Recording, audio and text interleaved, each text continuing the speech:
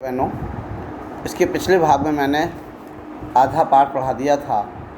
शेष पाठ मैं आपको फिर पढ़ा रहा हूँ। मैंने आपको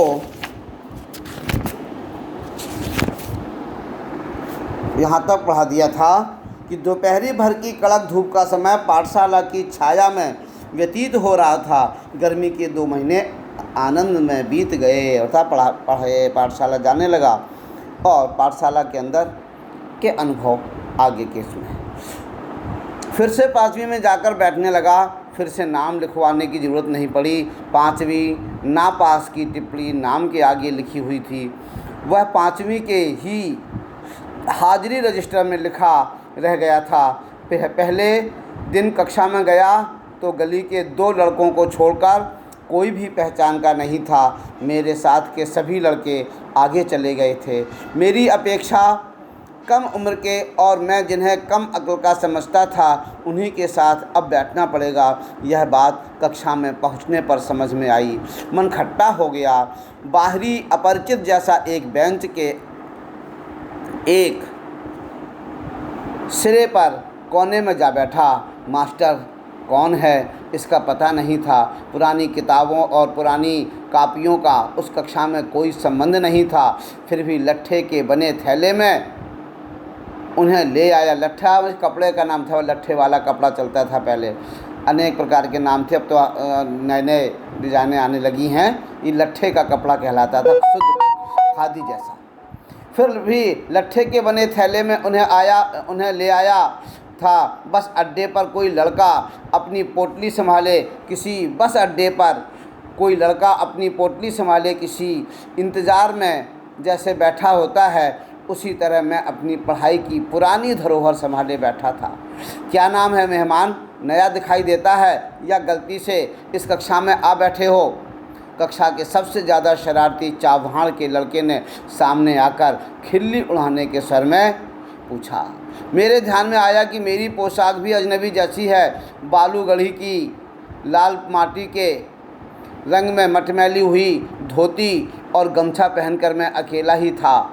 देखें तुम्हारा गमछा, कहते हुए उसने मेरा गमछा खींच लिया। गया अब मेरा गमछा। पूरी कक्षा में इसकी खींचातानी होगी और फट जाएगा। मन में मैं यह सोचकर रुआंसा हो गया, लेकिन वैसा कुछ नहीं हुआ। उस लड़के ने उसे अपने सिर पर लपेट लिया और मास्टर की नकल करते हुए उसे उतारकर टेबल पर रखकर अपने सिर पर हाथ फेरते हुए हुस्स की आवाज़ की। इतने में मास्टर आ गए और वह गुंडा झट से अपनी जगह पर जा बैठा। मेरा गमछा टेबल पर ही रहा। पहले दिन ही इस घटना ने मेरे दिल की धड़कन बढ़ा दी और छाती में धक धक होने लगी। रणनवरे मास्टर कक्षा में आए। टेबल पर मटमैला गमछा देखकर उन्होंने पूछा, किसका है रे? मेरा है मास्टर। तू कौन है? मैं जकाते, पिछले साल फेल होकर इसी कक्षा में बैठा हूँ। गमछा ले जा पहले। उसने छड़ी से मेरा गमछा उठाकर नीचे डाल दिया। मैं उसे उठाने गया तो कहा, कहाँ क्यों रखा है मूर्खों की तरह?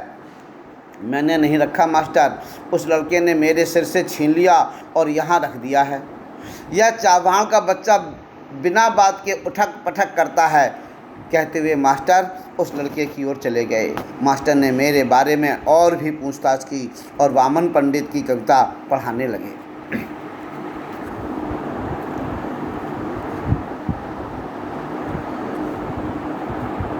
बीच की छुट्टी में मेरी धोती की कांच उस लड़के ने 2 बार, बीच की छुट्टी मतलब मध्यावकाश, बीच की छुट्टी में मेरी धोती की कांच उस लड़के ने 2 बार खींचने की कोशिश की, लेकिन मैं फिर दीवार की तरफ पीठ करके जा बैठा तो पूरी छुट्टी होने से पहले उठा ही नहीं। खिलौने के लिए बनाए गए कौवा के बच्चे को खुले में रख देने पर जैसे कौवे चारों ओर से उस पर चोंच मारते हैं, वैसा ही मेरा हाल हो गया। मेरी ही पाठशाला मुझे चोंच मार मार कर घायल कर रही थी। घर जाते समय सोच रहा था कि लड़के मेरी खिल्ली उड़ाते हैं, धोती खींचते हैं, गमछा खींचते हैं, तो इस तरह कैसे निभाए होगा, नहीं जाऊंगा ऐसी पाठशाला।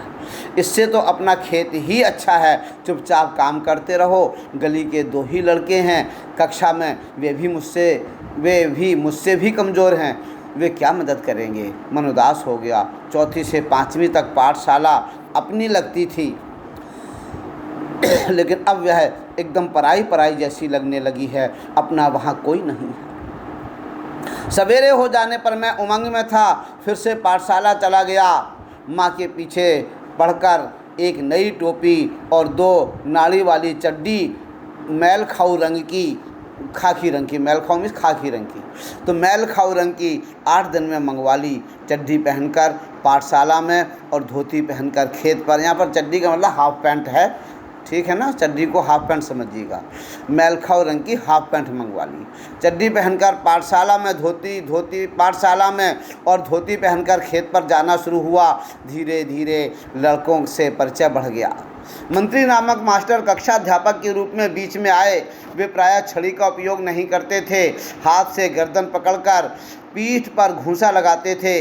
पीठ पर एक जोर का बैठते ही लड़का हूंक भरने लगता। लड़कों के मन में उनकी दहशत बैठी हुई थी। इसके कारण ऊधम करने वाले लड़कों को प्रायः मौका नहीं मिलता था। पढ़ने वाले लड़कों को शाबाशी मिलने लगी। मंत्री मास्टर गणित पढ़ाते थे, एक आध सवाल गलत हो जाता तो उसे वे अपने पास बुलाकर समझा देते। एक आध लड़के की कोई मूर्खता दिखाई दी तो वे उसे वहीं ठोंक देते। इसीलिए सभी का पसीना छूटने लगता। सभी लड़के घर से पढ़ाई करके आने लगे। वसंत पाटिल नाम का एक लड़का, शरीर से दुबला पतला किंतु बड़ा होशियार था। उसके सवाल हमेशा सही निकलते थे। स्वभाव से शांत, हमेशा पढ़ने में लगा रहता। घर से पूरी तैयारी करके आता होगा। दूसरों के सवालों की जांच करता था। मास्टर ने उसे कक्षा मॉनिटर बना दिया था। हमेशा पहली बेंच पर बैठता, बिल्कुल मास्टर के पास। कक्षा में उसका सम्मान था। मुझे यह लड़का मेरी अपेक्षा छोटा लगता था। मैं उससे पहले ही 5वीं में पहुंच गया था। गलती से पिछड़ गया हूं मैं, इसलिए मास्टर को कक्षा की मॉनिटरी मेरे हाथ में सौंपनी चाहिए, मुझे ऐसा लगने लगा। दूसरी ओर यह भी लगता था कि मुझे 2 महीने में 5वीं की पूरी तैयारी करके अच्छी तरह पास होना है। कक्षा में दंगा करना और पढ़ाई की उपेक्षा करना मेरे लिए मुनासिब नहीं। हम तो इस कक्षा में ऊपरी हैं, यह नहीं भूलना चाहिए। इन सब बातों के कारण मेरा सारा ध्यान पढ़ाई की ओर ही रहा और वसंत पाटिल की तरह ही पढ़ाई का काम करने लगा। मैंने अपनी किताबों पर अखबारी कागज़ के कवर चढ़ा दिए। अपना बस्ता व्यवस्थित रखने लगा। हमेशा कुछ न कुछ पढ़ने बैठता था। उसने यदि कक्षा में कोई शाबाशी का काम किया तो मैं भी दूसरे दिन वैसा ही कुछ करने लगा। मन की एकाग्रता के कारण गणित झटपट समझ में आने लगा और सवाल सही होने लगे। कभी कभी वसंत पाटिल के साथ साथ एक तरफ से वह तो दूसरी तरफ से मैं लड़कों के सवाल जांचने लगा। इसके कारण मेरी और वसंत की दोस्ती जम गई। एक दूसरे की सहायता से कक्षा में हम अनेक काम करने लगे। मास्टर मुझे आनंदा कहकर बुलाने लगे। मुझे पहली बार किसी ने आनंदा कहकर पुकारा। माँ कभी आनंदा कहती, परंतु बहुत कम। मास्टरों के इस अपनेपन के व्यवहार के कारण और वसंत की दोस्ती के कारण पाठशाला में मेरा विश्वास बढ़ने लगा। नवा सौंदलगेकर मास्टर मराठी पढ़ाने आते। पढ़ाते समय वे स्वयं रम जाते थे। विशेषतः वे कविता बहुत अच्छी ढंग से पढ़ाते थे। सुरीला गला, छंद की बढ़िया चाल और उसके साथ ही रसिकता थी उनके पास। पुरानी नई मराठी कविताओं के साथ साथ उन्हें अनेक अंग्रेजी कविताएं कंठस्थ थीं। अनेक छंदों की लय, गति, ताल उन्हें अच्छी तरह आते थे। पहले वे एक आध कविता गाकर सुनाते थे, फिर बैठे बैठे अभिनय के साथ कविता का भाव ग्रहण कराते। उसी भाव की किसी अन्य कवि की कविता भी सुनाकर दिखाते।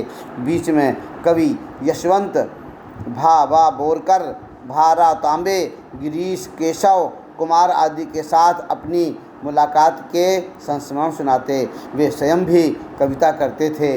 याद आ गई तो वे अपनी भी एक आध कविता देते। यह सब सुनते हुए, अनुभव करते हुए मुझे अपना भान नहीं रहता था। मैं अपनी आँखों और कानों में प्राणों की सारी शक्ति लगाकर दम रोककर मास्टर के हाव भाव, ध्वनि, गति, चाल और रस पीता रहता। सुबह शाम खेत पर पानी लगाते हुए या ढोर चराते हुए, ढोर मीन्स जानवर चराते हुए अकेले में खुले गले से वे सारी कविताएं मास्टर के ही हाव भाव या गति और आरोह अवरोह के अनुसार ही गाता। उन कविताओं के अर्थों से खेलता हुआ मैं आगे पीछे आता जाता था। मास्टर जिस प्रकार बैठे बैठे ही अभिनय करते थे, मैं पानी लगाते लगाते वैसा अभिनय करता था। क्यारियाँ पानी से कब की भर गई हैं, इसका भान भी नहीं रहता था। मास्टर की चाल पर दूसरी कविताएं भी पढ़ी जा सकती हैं, इसका पता भी मुझे उसी समय चला। इन कविताओं के साथ खेलते हुए मुझे दो बड़ी शक्तियां प्राप्त हुई। पहले ढोर चराते हुए, पानी लगाते हुए, दूसरे काम करते हुए अकेलापन बहुत खटकता था। हंसी मजाक करते हुए काम करना अच्छा लगता था। हमेशा कोई ना कोई साथ में होना चाहिए, ऐसा लगता था। लेकिन अब अकेलेपन से कोई ऊब नहीं होती। मैं अपने आप से ही खेलने लगा। उल्टा अब तो ऐसा लगने लगा कि जितना अकेला रहूं उतना अच्छा। इस कारण कविता ऊंची आवाज़ में गाई जा सकेगी, किसी भी तरह का अभिनय किया जा सकेगा। कविता गाते गाते थुई थुई करके नाचा जा सकता था। मैं सचमुच ही नाचने लगता था। मैंने अनेक कविताओं को अपनी खुद की चाल में गाना शुरू किया। अनंत काणेकर की कविता, जिसकी पहली पंक्ति इस प्रकार है: चांद रात पसरिते पांढरी गाया धरणी वरी। मराठी भाषा की कविता है। चांद रात पसरिते पांढरी गाया धरणी वरी को मैंने मास्टर की चाल से अलग अपनी चाल में बिठाकर गाई। यह चाल एक सिनेमा के गाने के आधार पर थी। वह गाना केशव करनी जाति नामक छंद में था। उस कविता को मैं मास्टर की अपेक्षा ज़्यादा अभिनय के साथ गाता था। चेहरे पर कविता के भाव पैदा करने का प्रयत्न करता था। मास्टर को मेरा प्रयत्न इतना अच्छा लगा कि उन्होंने 6ठी 7वीं कक्षा के सभी लड़कों के सामने मुझे बुलाकर गवाया। पाठशाला के एक समारोह में भी उसे गवाया। इसके कारण मुझे लगा कि मेरे कुछ नए पंख निकल आए हैं। मास्टर स्वयं कविता करते थे। अनेक मराठी कवियों के काव्य संग्रह उनके घर में थे। वे उन कवियों के चरित्र और उनके संस्मरण बताया करते थे। इसके कारण ये कवि लोग मुझे आदमी ही लगने लगे थे। खुद सौंदर्यकर मास्टर कवि थे, इसलिए यह विश्वास हुआ कि कवि भी अपने जैसा ही एक हाड़ मांस का, क्रोध लोभ का मनुष्य ही होता है। मुझे भी लगा कि मैं भी कविता कर सकता हूँ।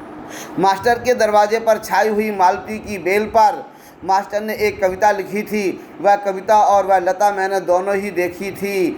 इसके कारण मुझे लगता था कि अपने आस पास, अपने गांव में, अपने खेतों में कितने ही ऐसे दृश्य हैं जिन पर मैं कविता बना सकता हूँ। यह सब कुछ अनजाने में ही होता रहता था।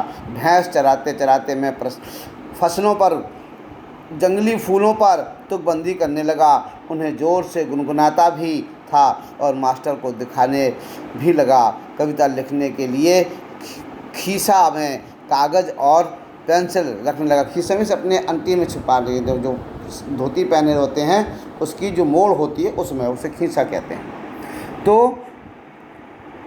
अपने कविता लिखने के लिए खीसा में कागज़ और पेंसिल रखने लगा। कभी वह न होते तो लकड़ी के छोटे टुकड़े से भैंस की पीठ पर रेखा खींचकर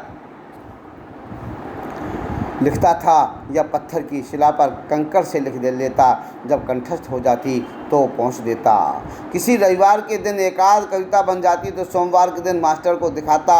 बहुत बार तो सवेरा होने तक का इंतज़ार, धीरज छूट जाता और मैं रात को ही मास्टर के घर जाकर कविता दिखाता। वे उसे देखते और शाबाशी देते। और फिर कभी कभी तो कविता के शास्त्र पर एक पूरी महफिल हो जाती। बोलते बोलते मास्टर बताते कि कवि की भाषा कैसी होनी चाहिए, संस्कृत भाषा का उपयोग कविता के लिए किस तरह होता है, छंद की जाति कैसे पहचानें, उसका लय क्रम कैसे देखें, अलंकारों में सूक्ष्म बातें कैसे होती हैं, अलंकारों का भी एक शास्त्र होता है, कवि को शुद्ध लेखन करना क्यों जरूरी होता है, शुद्ध लेखन के नियम क्या हैं आदि अनेक विषयों पर वे सहज बातें बताते रहते। मुझे उनके प्रति अपनापा अनुभव होता। वे मुझे पुस्तक देते, अलग अलग प्रकार के कविता संग्रह देते। उन्होंने कई नई तरह की कविताएं सुनाई तो लगा मैं इस ढर्रे पर कविता बनाऊं। फिर तो सारे दिन उस दिशा में मेरी कोशिश चलती रहती। इन बातों से मैं सौंदलगेकर मास्टर के बहुत नज़दीक पहुंच गया और जाने अनजाने में मेरी मराठी भाषा सुधरने लगी। उसे लिखते समय मैं बहुत सचेत रहने लगा। अलंकार, छंद, लय आदि को सूक्ष्मता से देखने लगा। शब्दों का नशा चढ़ने लगा और ऐसा लगने लगा कि मन में कोई मधुर बाजा बजता रहता है।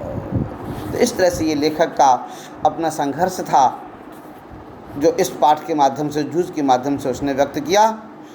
ये पाठ पूरा हुआ है। इसका सारांश मैं आपके पास भेज दूंगा और इसके प्रश्नोत्तर भी बृहस्पतिवार को भेजूंगा। सारांश आज ही भेज देता हूँ, प्रश्नोत्तर मैं आपको समझाते हुए गुरुवार के दिन कोशिश करूँगा। हरिओम, नमो नारायण।